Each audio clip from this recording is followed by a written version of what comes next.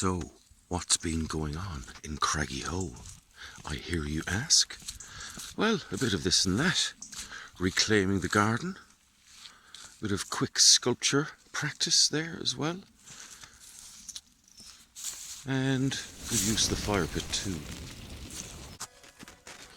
And here is the new fireplace. Look at that now, will you?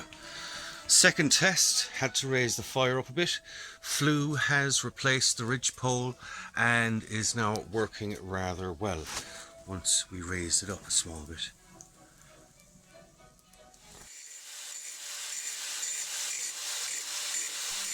Next thing to do is to get rid of that awful blue paint off of what is actually half a water tank. It's slightly bigger than your average gas bottle and slightly thinner too, but does the job nicely here, as you can see.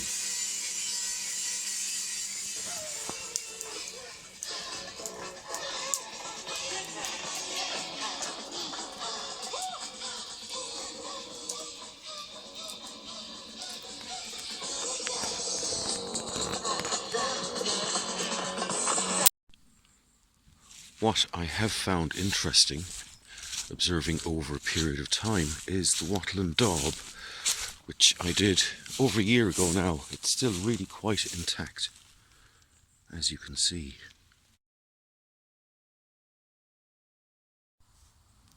I also find that a lot of the smaller stone pieces and monuments often get overgrown very easily, like the little dolmen here, just freshly rescued.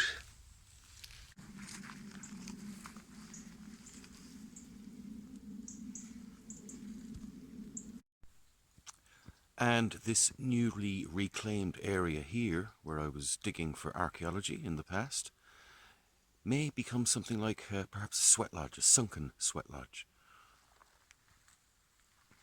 And over here would be where the stones can be heated.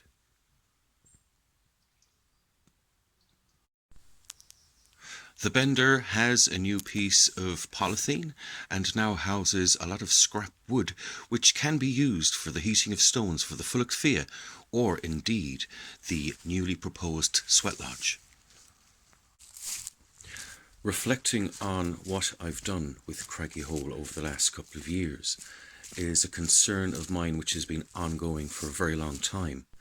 Even back in college days when I discovered the existence of such things as benders and started looking at alternative lifestyles as well as homelessness on the other end, I soon discovered I was really quite interested in making sculpture that you could walk into, you could explore with your body and be consumed by it, if you like.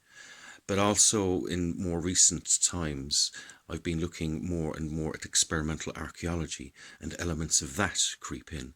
So you end up with this kind of mix between art, experimental archaeology and architecture all in one go. These fast sculptural responses were born from the need to do something with these cut down trees.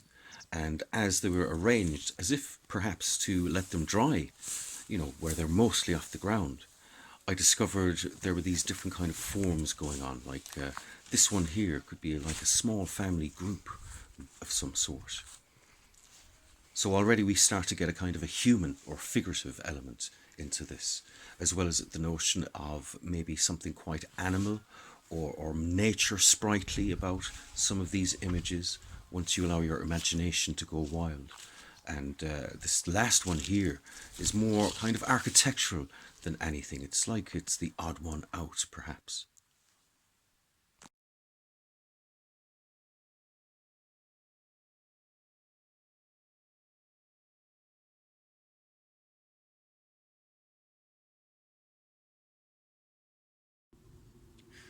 The current sculpture garden, a number of different things going on here.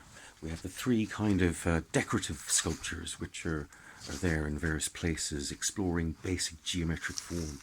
And then this box-like thing which is originally a kind of a meditation cube or recapitulation chamber which used to have a door And over there, a sofa which I once made.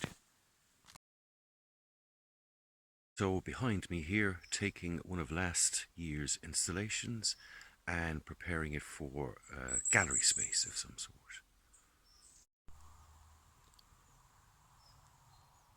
The story of an experience or a happening, an event, whereby I was able to see my assemblage point, as described by the shamans of ancient Mexico, floating above me like a little satellite about the size of a baseball. And the reference to the yellow fog, also known in this cognitive system.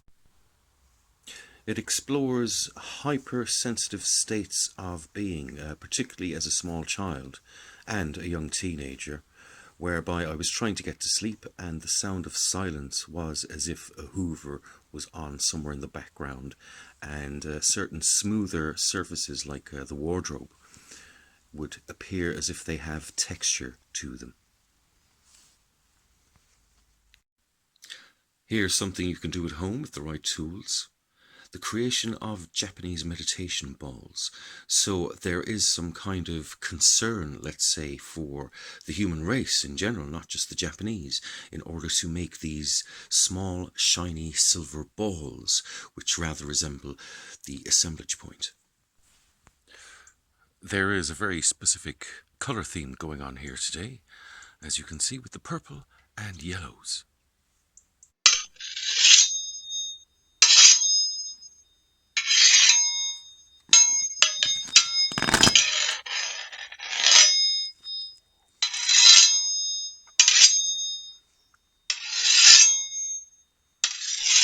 An ongoing concern of mine is where art practice meets what you do in your life. Even my decision here as to where to make the chop to avoid the knots is a design concern, you could say. And even in the creation of a burner, again, I'm kind of designing a functional piece which can do something, warm the whole house, potentially. And so you never really know exactly where one ends and the other begins, because for me, it's all the one.